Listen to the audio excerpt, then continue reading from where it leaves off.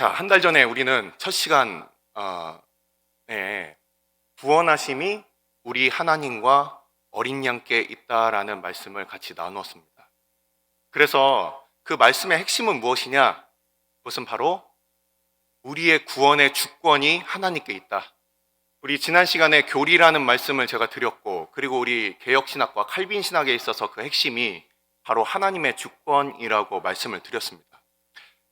우리가 오늘 그 복습을 하면서 잠깐 제가 지난 시간에 준비는 했지만 시간이 없어서 다 전하지 못했던 한 부분을 가지고 잠깐 복습을 하려고 합니다. 심화학습이라고 할 수가 있겠네요. 많은 사람들이 얘기를 합니다. 아니, 그럼 목사님, 하나님께서 다 하신다면, 하나님의 주권을 우리가 그렇게 믿는다면, 그렇다면 우리가 할 일들은 무엇입니까? 여기에 대해서 원래 그 마지막에 한 번 더 그 말씀을 전하려고 했었어요. 많은 사람들이 그러면은 하나님께서 다 하신다면 그럼 우리는 할 일이 없나 보네? 이렇게 생각하는 첫 번째 부류가 있습니다. 이것을 전문적인 신학 용어로 하이퍼 칼비니즘이라고 얘기를 합니다. 하나님이 다 하시니까 우리가 할 필요가 없다. 이것이 당시에 영국 교회에 만연했던 그런 신학이었어요. 윌리엄 캐리가 이제 선교사로 나가려고 할 때도 이런 얘기가 있었다고 합니다.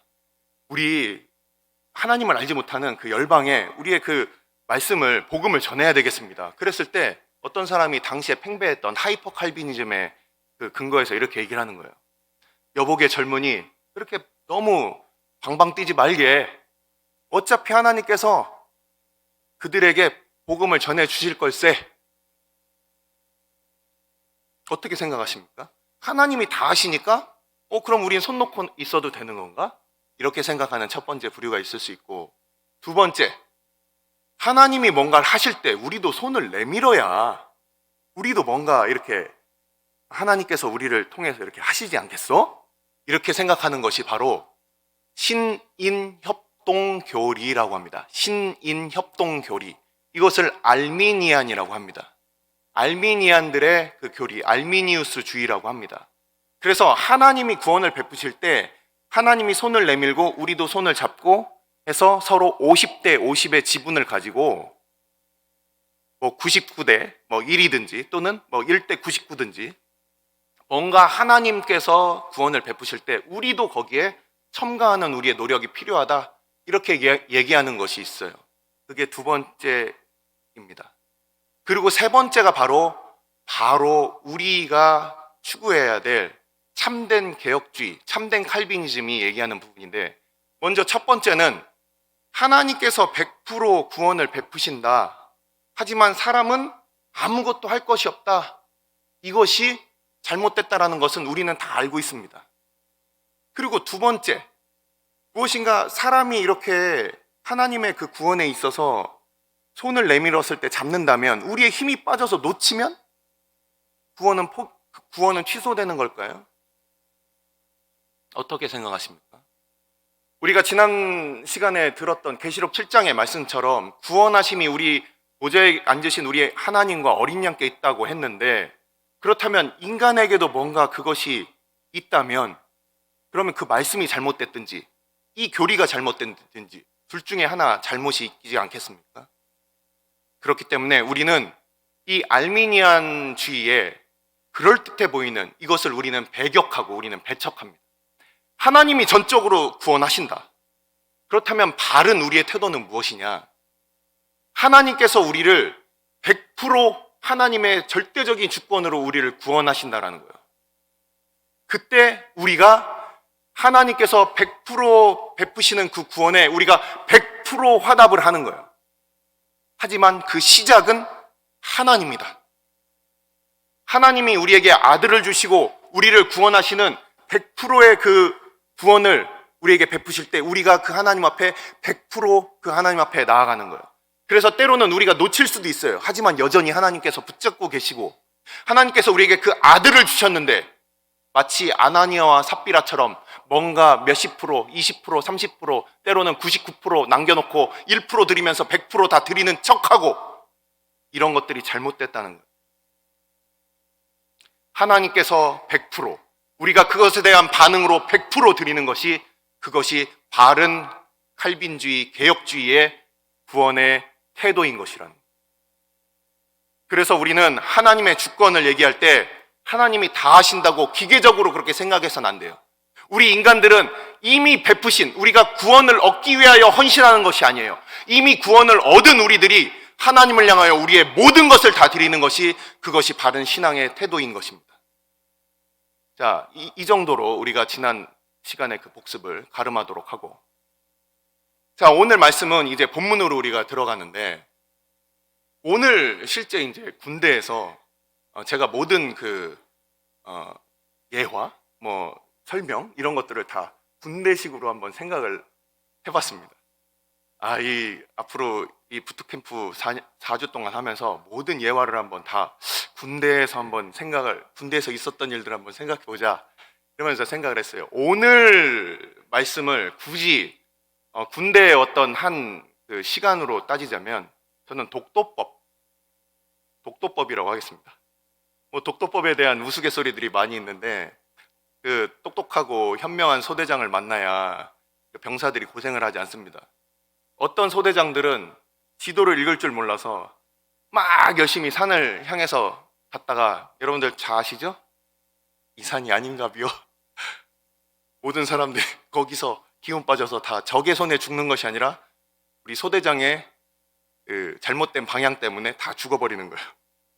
마찬가지로 그리스도인들이 과연 어디를 향해서 나아가는가, 무엇을 향하여 우리는 나아가는가, 우리가 길을 잃고 헤매는 그 가운데 있다 할지라도, 때로는 나의 인생에 있어서 목적을 잃어버리고 나의 신앙에 있어서 내가 도대체 지금 어디로 가고 있는가, 이것에 대해서 잊었을 때 과연 우리는 무엇을 기억해야 하는가?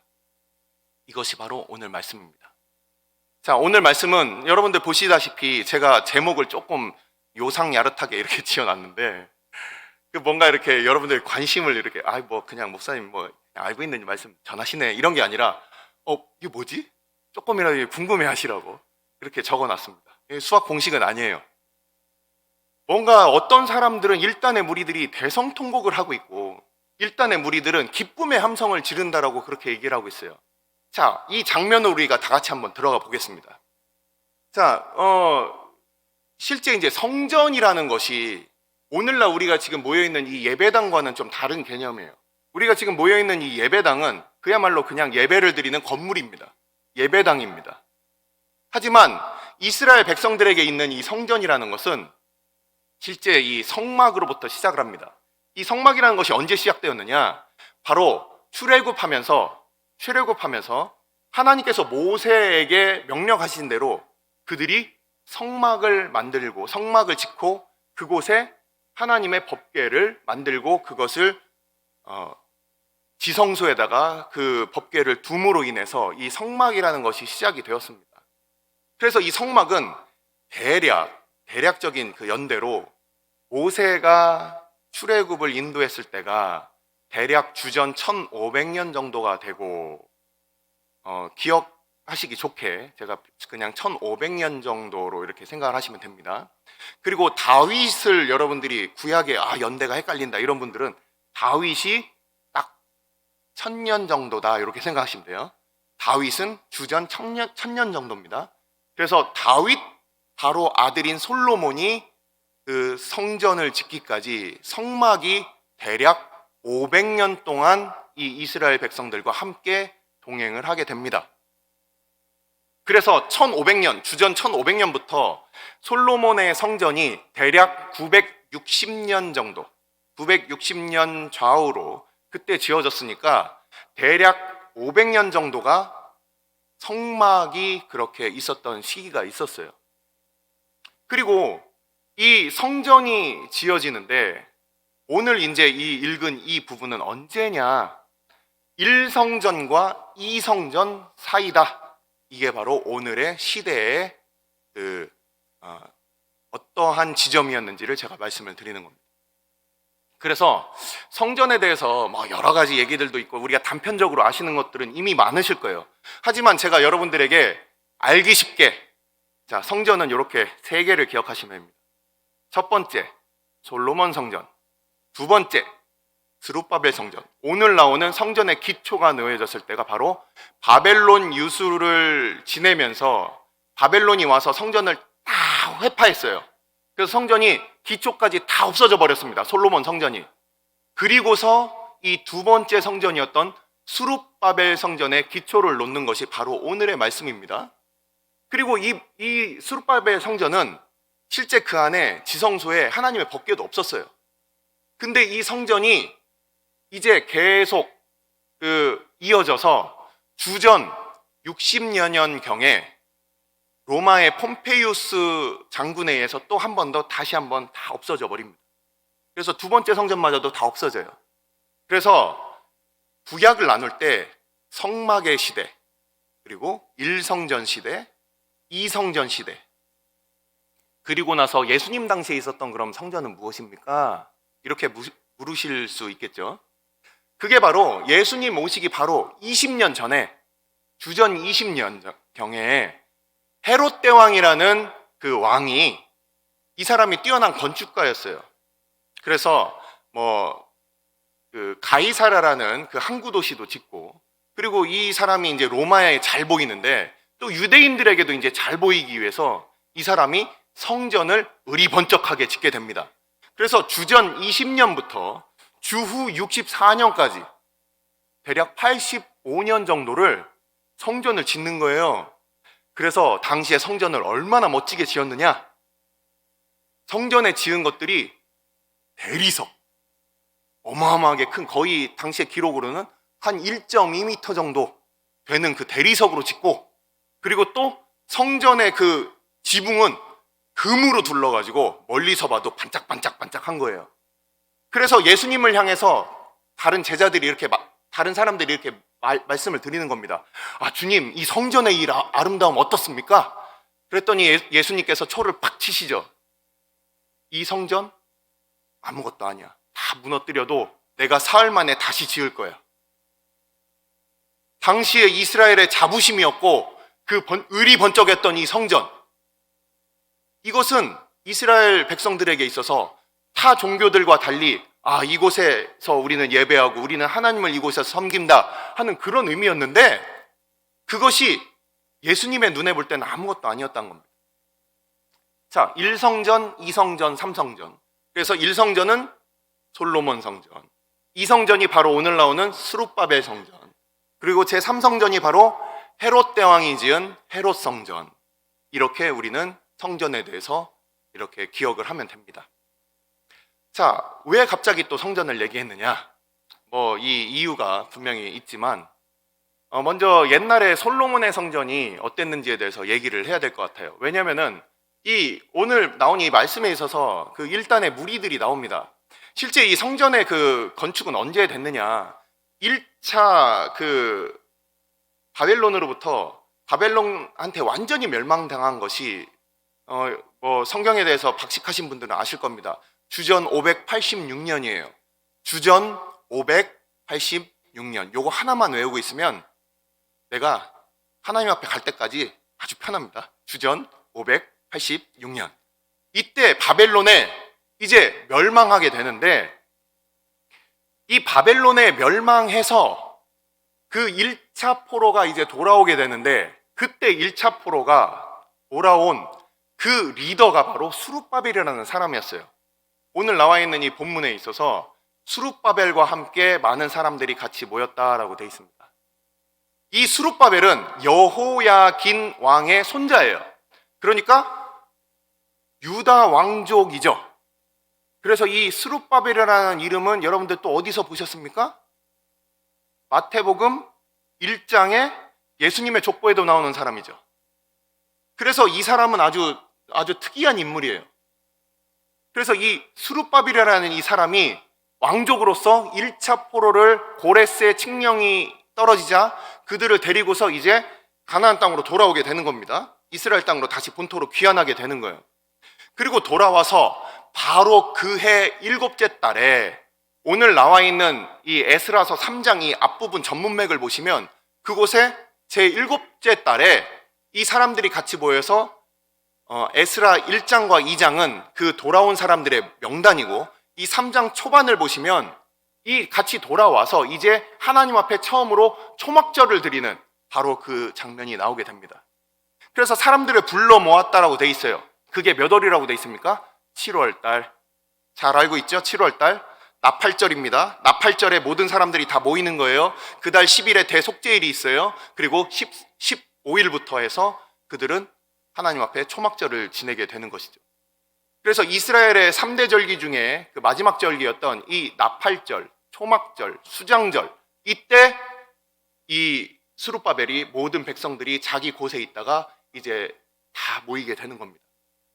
그래서 모여서 그들이 하나님 앞에 초막절을 지낸 이후에 바로 그 둘째 해가 되는 바로 그때 이제 이 백성들이 함께 모여서 이제 우리가 성전이 없구나, 성전을 짓자 하고서 오늘 그 배경이 되는 것입니다. 첫 번째 솔로몬 성전이 다 회파되고 바벨론에 의해서 다 망가뜨려지고 이제는 아무것도 남지 않은 바로, 여러분들 한번 생각해 보십시오. 지금 우리 교회가 있어요. 근데 이 교회가 적들이 몰려와서 다 이 교회를 다 없애버리고, 그리고서 이 교회가 이제 아무것도 돌멩이 하나 남아있지 않은 그런 상태라고 생각해 보십시오.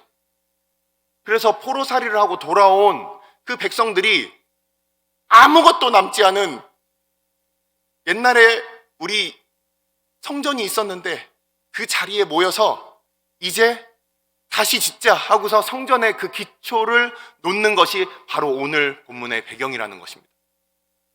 그래서 많은 그 제사장들과 그리고 레위인들이 함께 찬양을 하고 있어요. 다윗이 정해준 대로 그들은 찬양을 하고 있습니다. 그래서 다 같이 모여서 지금 찬양을 하고 있는데, 자, 얼마나 감격스럽고 기쁩니까?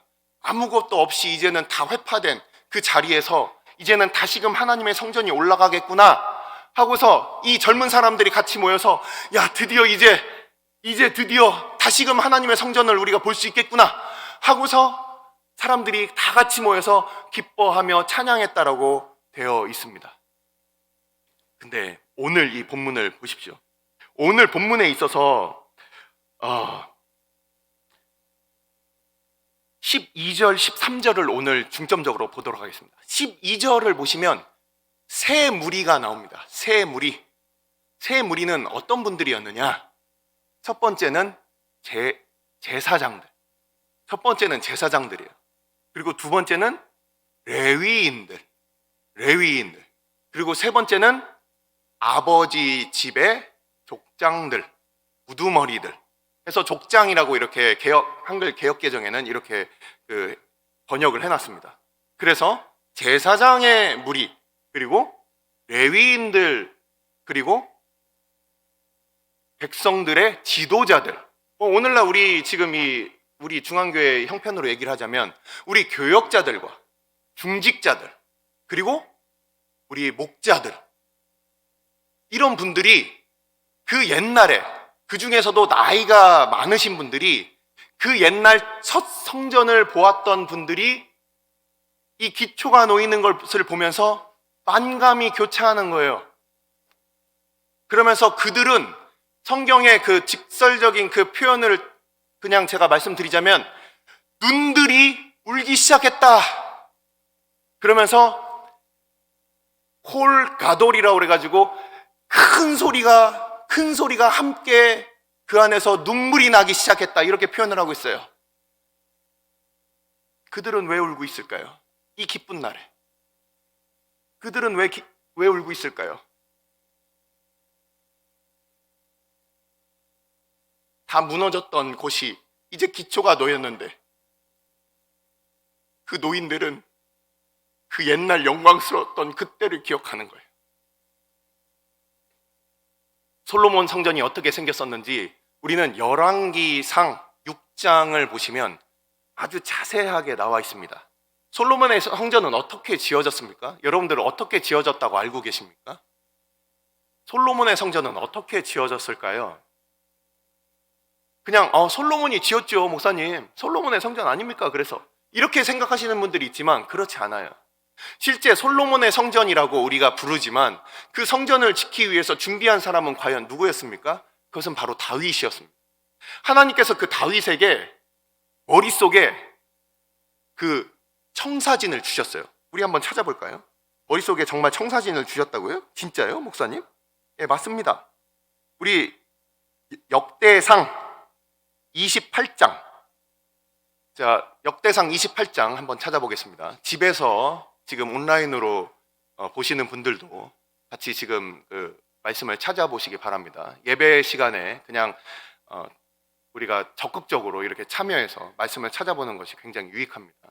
우리 역대상 28장 11절, 12절 그리고 19절 말씀을 제가 읽도록 하겠습니다. 여러분들은 눈으로 같이 읽으시면 됩니다. 역대상 28장 11절, 12절, 19절 말씀입니다. 다윗이 성전의 복도와 그 집들과 그 곡간과 다락과 골방과 속죄소의 설계도를 그의 아들 솔로몬에게 주고 또 그가 영감으로 받은 모든 것 곧 여호와의 성전의 뜰과 사면의 모든 방과 하나님의 성전 곡간과 성물 곡간의 설계도를 주고 19절 다윗이 이르되 여호와의 손이 내게 임하여 이 모든 일의 설계를 그려 나에게 알려주셨느니라. 아멘. 놀라운 일이죠. 마치 모세에게 그 성막에 대해서 어떻게 만들 것인지를 하나하나 세세하게 그렇게 말씀을 해주신 것처럼 이 다윗에게 하나님께서 이것을 어떻게 지을 것인지 그 건축 도면을 그에게 알려주신 거예요. 그래서 솔로몬은 그것을 시공했을 뿐입니다. 뿐만 아니라 우리가 잘 알고 있듯이 두로와 시돈의 그 왕들과 함께 그 미리 자기가 죽은 이후에 그 쓰게 될 그 백향목을 준비시킨 것도, 그리고 자기에게 들어온 그 모든 곡물들 가운데 금과 은을 하나님의 그 성전을 위해서 준비한 것도 다 다윗이었어요. 하나님 앞에 믿음으로 살았던 이 사람이 얼마나 위대한 일들을 하나님 앞에 그렇게 하고 갑니다. 그렇게 준비된 것이 바로 솔로몬의 성전이었습니다.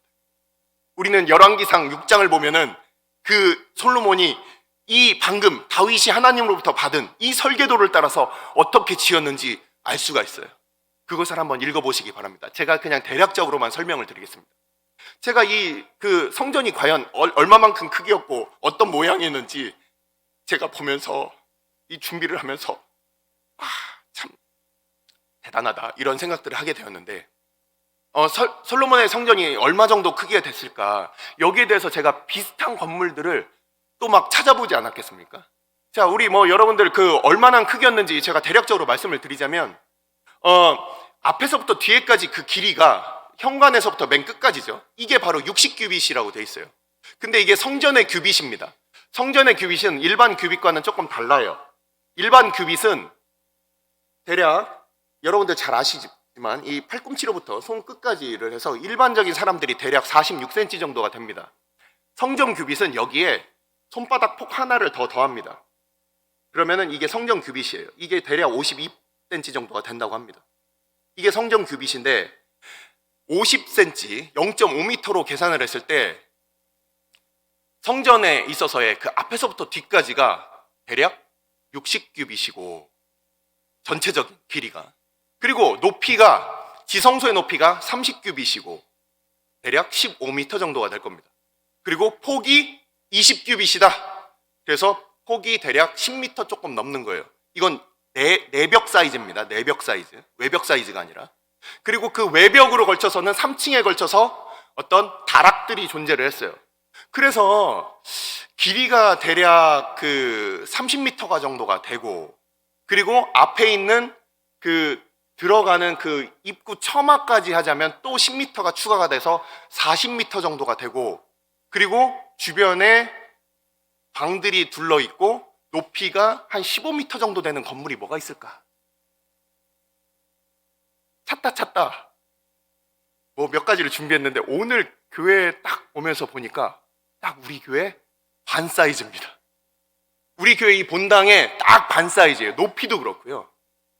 그래서 솔로몬의 성전은 이 뒤부터 우리 교회 밖의 건물 크기입니다. 밖의 건물 그 뒤쪽부터 해서 앞에까지 우리 교회 딱 이 절반으로 해서 그 정도 높이와 길이와 폭이 당시에 솔로몬 성전의 크기였다. 우리가 이렇게 상상을 해볼 수가 있어요. 근데 이 성전은 어떤 모양이었느냐? 열왕기상 6장을 보시면은 그 안에 지성소는 그 안에 모든 것이 다 금으로 다 쌓여 있습니다. 그리고 성소와 지성소 안에 바닥도 다 금이고요. 그리고 그 그룹, 우리가 쉐라빔이라고 하는 그 그룹이 그렇게 날개를 펴고 지성소 안에 그 두 마리가 이렇게 있는데 그것도 다 금이고요.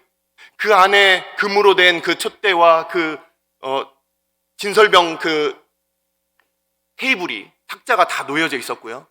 이런 것들을 봤을 때 당시에 그 규모가 어마어마했을 겁니다. 모든 게 다 금이었어요. 그래서 이 첫 성전을 본 사람들은 바로 그거예요. 하나님의 성전이 예전에는 그렇게 금으로 이렇게 높게 어마어마하고 아름다운 규모로 그렇게 있었는데 다 사라지고 이제 기초 하나 놓였구나. 이것을 보면서 이 예전에 그것을 봤던 제사장 그룹과 그리고 레위인들과 그리고 그 리더들 중에서 그 족장들 중에서 연세가 지극하신 바로 그 분들이 그 옛날을 기억하면서 꺼이꺼이 우는 거예요. 만감이 교차하는 것이죠. 이것이 안 감사한 것은 아니에요. 하지만 우리 예전에 그때 그렇게 영화로운 때가 있었는데,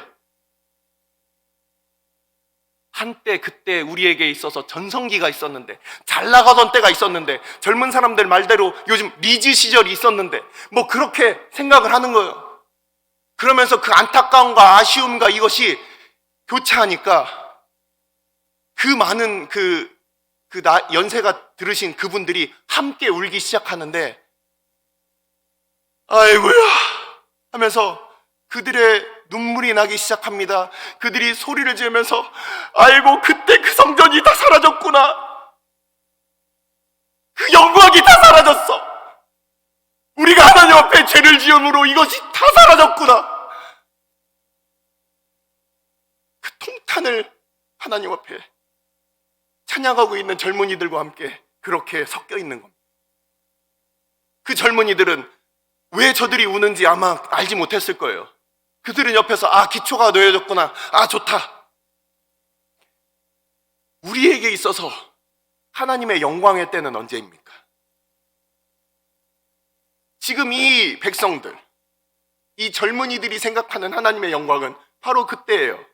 그리고 그 연세 드신 분들의 당시에 그 울고 있던 이 제사장과 레위인과 족장들은 그들에게 있어서 그 신앙에 있어서 가장 영광스러운 때는 바로 그때 솔로몬의 성전이 있을 때라고 그렇게 생각하는 거예요. 하지만 그 솔로몬의 성전이 건물로 존재하고 있었을 때 과연 그들은 정말 하나님의 영광에 부합한 백성이었는가? 그렇지 않습니다. 이스라엘의 유다 왕국 중에 그 거의 마렵에 있었던 우리가 잘 알고 있는 므낫세 왕이라고 있었습니다. 이 므낫세 왕이 말년에 하나님 앞에 돌이켰지만 그가 얼마나 악한 왕이었는지 하나님의 그 성전에 그 성전 그 동편에 그가 1월 성신에 그 우상을 갖춰놓고 그러고서 하나님의 성전을 아주 무참하게 그렇게 더럽힌 사람이 바로 그 므낫세 왕이었어요. 그때 하나님께서 이제 유다 왕국을 완전히 문 닫게 해야 되겠다. 그 결심을 이제 돌이키지 않도록 그렇게 결정하게 된 최종 그 결정의 그 원인을 제공한 왕이 므낫세 왕입니다. 그래서 당시에 솔로몬 성전이 솔로몬 때부터 점점 타협하기 시작한 그 겉으로는 금이 처발려 있지만 하나님의 그 신앙과 하나님의 그 하나님을 온전히 섬겨야 되는 것과 이 땅 가운데 우상을 섬기는 것이 적당하게 그렇게 같이 어우러지기 시작하면서 수많은 선지자들이 그런 거예요. 야, 차라리 성전문 닫았으면 좋겠다. 겉으로 금칠을 하고 있으면 뭐라냐? 성전문 닫았으면 좋겠어. 이런 얘기를 듣던 시절이었다는 겁니다. 그래서 이 노인들의 그 울음은 반은 맞고 반은 틀린 거예요. 그들이 어떻게 그렇게 죄를 지었는지 에스겔서 8장에 나와 있는 그 부분을 읽어보시면 압니다. 에스겔이 2번에 걸쳐서 그가 성전에 대한 환상을 봅니다. 에스겔서 8장과 에스겔서 40장부터 이제 48장까지 이르는 바로 그 두 부분에 있어서 에스겔이 성전 환상을 보게 되는데, 첫 번째 본 에스겔서 8장의 성전 환상은 아주 지극히 두려움과 떨림과 안타까움이 있는 성전의 환상이었어요. 그것은 뭐냐면 여인들을 봅니다. 에스겔이 그 성전 안에 들어갔더니 여인들이 있어요. 그 여인들이 그모스라는 아스다롯의 가나안 땅의 여신이죠. 아스다롯과 함께 짝짓기를 하는 이 그모스를 위해서 그들이 우는 거예요. 이방신을 위해서 그들이 성전에 모여서 우는 거예요. 아이고, 이 그모스가 죽으니까, 이 그모스가 4월 달에 죽는다고 생각을 했습니다, 당시에는. 그래서 그를 위해서 통곡하는 거예요. 아이고, 이 그모스가 죽으니까 우리한테 이제 돈도 안 생기고 우리한테 물질도 없고 우리한테 이제 축복도 없네, 이러면서 예배당 안에서 아이고, 나 오늘 망했네, 돈 없네, 아이고, 그래가지고 아이고, 우리한테 뭔가 돈을 갖다 줄 뭔가가 필요한데, 이러면서 울고 있는 거예요. 그것을 에스겔 선지자가 보는 거예요. 그러면서 또 동편을 보니까 그곳에 바로 하늘의 태양을 위해서 그렇게 만들어 놓은 그 1월 성신 제단을 보는 겁니다. 그래서 에스겔 선지자가 본 그 환상에 의하면 솔로몬 성전의 그 마지막은 참으로 비참했다.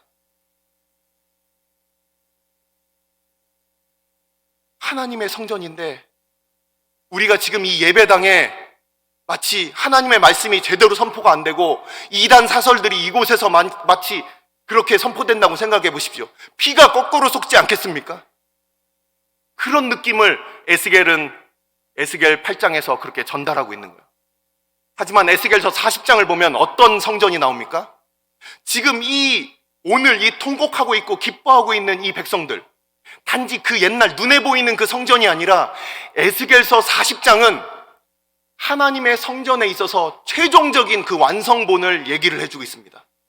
그것은 바로 계시록 21장에 나오는 하늘의 새 예루살렘과 함께 이어져 있는 그 성전의 모습이에요. 그것은 완전 무결한 하나님의 성전의 모습입니다. 오자로부터 물이 흘러나와요. 그리고 그곳에 하나님께서 나는 이 성전을 버리고 떠났다라고 했던 이 에스겔서의 그 말씀이 에스겔서 48장 그 맨 마지막에 여호와 삼마라고 합니다. 하나님이 거기 계실 것이다. 단지 그냥 예배당 건물로서 있는 것이 아니라 하나님의 그 교회로서, 하나님의 공동체로서 하나님이 그들과 함께 하시는 그 영광을 베푸실 것이다. 이것이 바로 계시록 21장의 성취가 되는 거예요. 바로 그 핵심에 우리 주님이 계신 건 우리가 다 아는 것이죠. 우리 주님이 성전 대신 자기 몸, 하나님과 하나님의 백성이 만나던 그 회막, 미팅 텐트, 이것이 곧 성전이 되었고, 지성소에서 죄가 사함을 받고 하나님과 만나는 그 장소, 그것이 바로 우리 주님 앞에서 우리가 하나님과 만나는 바로 그 약속 안에, 언약 안에 들어가는 것이 바로 이 성전이다. 그래서 성전은 과연 무엇을 위해서 만들어졌느냐? 이것을 보면 솔로몬이 하나님 앞에 그 성전을 봉헌식을 하면서, 오늘은 둘째 성전의 기공식입니다. 하지만 첫째 성전의 준공식 때 바로 솔로몬이 그 백성들에게 했던 그 기도를 보면 알 수 있어요. 역대하 6장입니다. 역대하 6장을 보면 솔로몬은 이렇게 얘기하고 있습니다. 세상에 어떤 것도 하나님께서 머무실 곳이 없다. 감히 하나님의 이름을 둘 곳이 없다. 하지만 우리가 이 성전을 향하여 기도할 때 하나님께서 들어주십시오 하시면서 이렇게 표현합니다.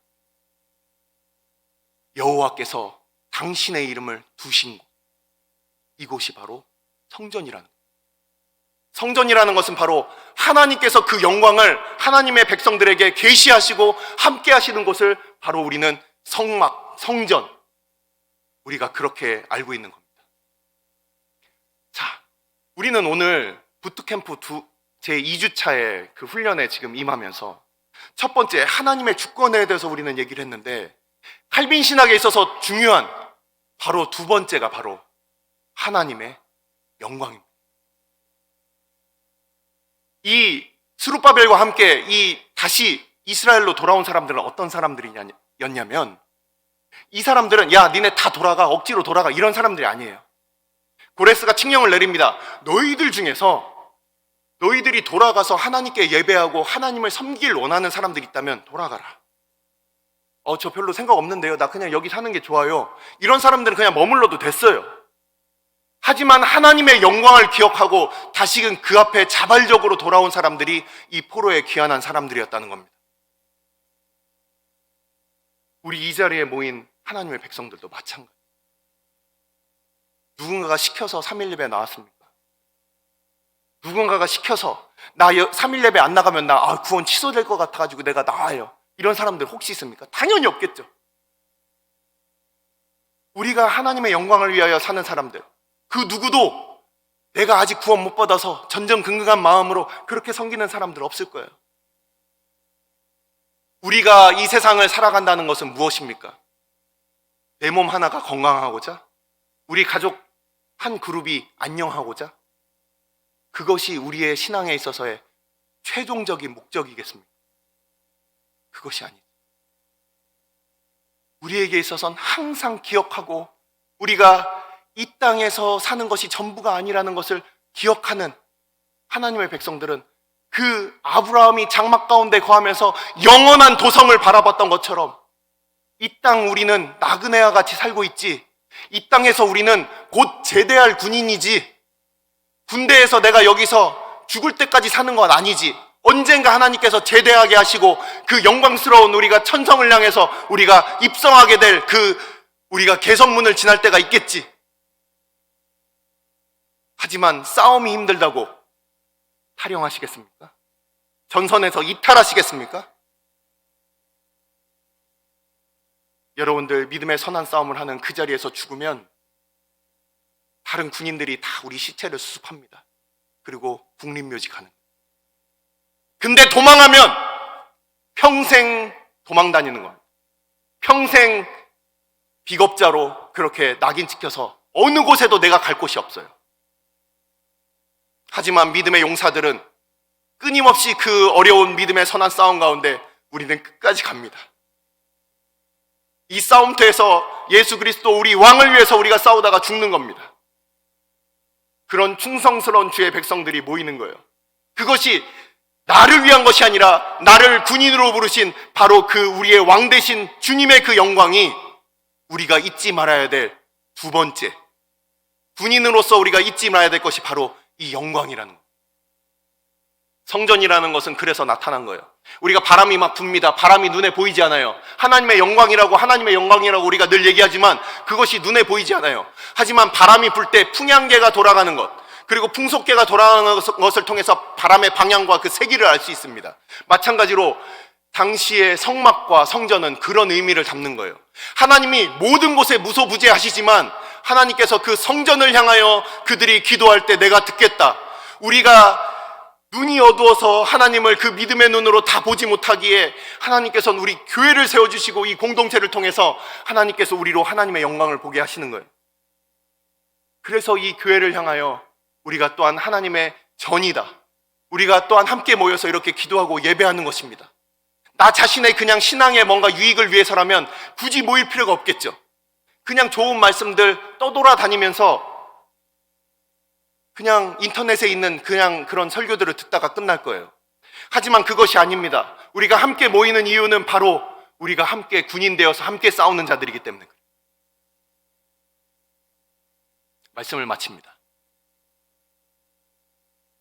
많은 사람들이 군인으로 부름을 받고 그리고 그 군인들이 되어서 PX 가는 것, 훈련 마치고서 그냥 쉬는 것, 훈련에 있어서도 열과 성의 없이 그냥 합니다. 군대에 대해서 제가 준비해온 에피소드가 많이 있었는데 시간이 다 돼서 한 가지만 말씀을 드릴게요. 여기서 이제 여성분들은 군대를 직접 안 갔다 오신 분들이 아마 대다수일 겁니다. 보통 우리 자녀들을 빠이빠이 하고서 이제 막 뭐 충성하고서 이제 자녀들이 오하열을 맞춰서 이렇게 갑니다. 코너만 딱 돌면은 우리 애들이 건강하게 잘 있을까 이렇게 생각하실지 모르지만 코너만 딱 돌면은 부모님들 안 보이는 곳으로만 딱 돌아가면 똑바로 왔습니다. 장난하러 왔습니까?